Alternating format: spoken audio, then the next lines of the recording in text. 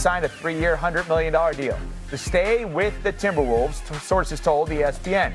The T-Wolves went 44-25 with Randall and 5-8 without Randall this past season. Sources also telling ESPN that James Harden is declining his $36.3 million player option and intends to re-sign with the Clippers on a 2-year, $81.5 million contract. Harden made All-NBA last season, his first selection since 2019-2020. And Bobby Portis intends to sign a 3-year, $44 million contract to return to the Bucks. According to sources, Portis has played 5 seasons with Milwaukee and won the 2021 NBA title. Perk and Wendy back with us. So, Wendy, do you believe that Milwaukee will be able to do enough to keep Giannis? I understand why you're framing the question that way, but I'm not sure that Giannis sees it the way you're framing it. And so what I mean is, if you're asking me, do I think the Bucks can put a team together that compete to win the Eastern Conference? I do not. And that's not an insult to anybody with the Bucks. That is just the reality of where they are after competing for the East for 7 years. I do not think they have what it takes. And I also question, after humongous losses the last few years, I question whether the Bucks are going to even enter the luxury tax world this year. I look at the Eastern Conference, and yes, there have been bad injuries in Boston and Indiana, but I see Orlando and Atlanta rising up. I don't see the Bucks as a top 4 team. The question really is, does Giannis feel that that is enough to make him want to make a change? Because while there's been lots of speculation that this will happen, and there's been, reporting that he is taking a more critical eye, Giannis is yet to say anything. And guys, the draft came and went, no comment from Giannis. Free agency is here, no comment from Giannis. So if Giannis isn't holding them to the standard of have a championship team for the draft and through free agency, then why would I expect his position to change in the middle of July or the middle of August? Perk, have they done enough to keep Giannis?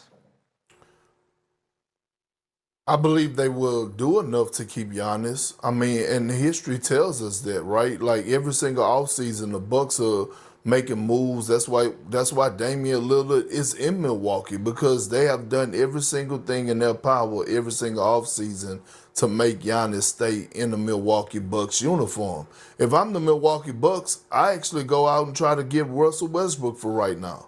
Right? Russell Westbrook, I know he's a guy that get criticized a lot, but the one thing about Russell Westbrook, he will bring some life to Giannis, bring belief to Giannis. And with the East being wide open, you add a Russell Westbrook to being the starting point guard right now, was still a high motor, had some great moments with Denver last year as a starter and off the bench. When Jamal Murray was out, Russell Westbrook elevated his game to another level. You put him alongside Giannis, 2 guys with high motors that bring a certain type of tenacity. I can see those guys coming in and being, right in the thick of things and holding this team right in the thick of things. For us, being in the contention of being in the fight in the Eastern Conference? No disrespect to Russell Westbrook, but when we are at the Russell Westbrook is the piece you need for a contendership, it's time to move on.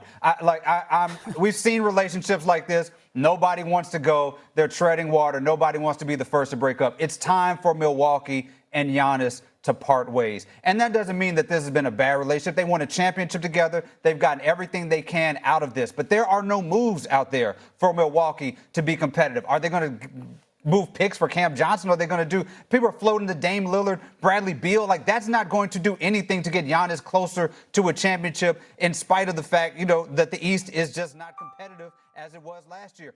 For both parties, for Milwaukee to maximize what they can out of a Giannis move, they need to do that now. And for Giannis to not waste a year out of his career when he is still a top 3 player in the league, it's best for both of them to just look each other in the eye, do the Peyton Manning treatment, and say, go do a press conference together. I love you. I love this time here. There's no hard feelings. And let's find the best solution for both of us that does not involve us being together anymore. I would agree with you if the East was loaded, if the Boston Celtics still were the Boston Celtics, if Tyrese Halliburton wasn't injured. I would agree with you, David. But It's not. The East is wide open right now. And Giannis, arguably, one could say, is still the best player in the Eastern Conference. If we want to be real, he came off of another career type season, 30 points, 12 rebounds. So he's going to win you 45 to 50 games alone. All I'm saying is with Giannis Antetokounmpo, all he needs is some type of life or belief. And go and get a guy like Russell Westbrook, that don't hurt the situation. That actually helps the situation. Again, if we're talking about if none of these go ahead. Let me explain the Bucks situation here. They have not even paid for the Drew Holiday trade yet, all of it. They still owe 3 pieces of draft capital. For the Drew Holiday's been traded 3 other times. He's been traded to the Trailblazers twice. They haven't even paid what they owe for Dame Lillard yet. They're in Hawk 2 star trades ago. Again, that doesn't mean that the Bucks are bad executives. It doesn't mean that they're bad owners. It doesn't mean that they're bad players. They're just at the end of the line. But that doesn't mean Giannis is going to leave, because we've yet to hear Giannis say that he doesn't want to be in Milwaukee. We're assuming that he has to be in a championship contender. He may be fine being on the team that's fighting for 4th or 5th place. I don't know. He hasn't done anything different. Well, he said himself, he does not win another ring. He will see that, he will be disappointed, and he needs another ring. This is not getting you to another ring. This is getting you further away from another ring. Now, Wendy, I'm with you. If Giannis says, I just love Milwaukee, I love this organization, I want to see it through, we can't do anything about that. I can't say anything about that because that's his personal preference. But if the dude is out here actually wanting to win another ring as soon as possible, this has to happen now. Otherwise, he's, really limiting his chance of doing that before his career is over. Coming up next is LeBron's, of course, Gary Trent Jr. and Kevin Porter. Those players certainly would fit. They do have the money to bring back both players. So this is going to be a gradual process as far as how they go out and continue building the roster. The biggest hole, though, that they have to fill is the point guard position, because your starter, Damian Lillard, is going to be out for an extended period of time. So that is certainly a priority for John Horster, general manager, over the next couple days. Yeah, the Bucks have to get a point guard. If Brook Lopez leaves, they have to get a center. They've got to add perimeter defense and athleticism. They've got to add shooting. They have a lot of holes to fill if they want to be a good enough team to be a top 4 team in the Eastern Conference, which gives you a realistic chance, Graz, of being a team that can make a run in the playoffs, which is what Giannis Antetokounmpo is going to expect. And when you look around the East, even with the Jason Tatum and Tyrese Haliburton injuries, you've got the Cavs, you've got the Knicks, the Orlando Magic go get Desmond Bane. The Hawks have had a great summer. They're a team that's potentially in play for Nickeil Alexander-Walker. As Brian mentioned earlier, got Kristaps Porzingis. There is a lot of competition for the Bucks to try to get by, and they already were a team that was a first-round and out team last year with Damian Lillard healthy. Now Damian Lillard is not. Wendy, that's a pretty long list Tim just gave us of stuff the Bucks need to do. How do you see this all playing out, particularly as it pertains to Giannis's future there? The Bucks do not control their first-round pick for the next 5 years. They can't trade any of them. And so I honestly do not see how the Bucks are going to be a team that at the end of the week we look at and say that's a guaranteed top 4 team.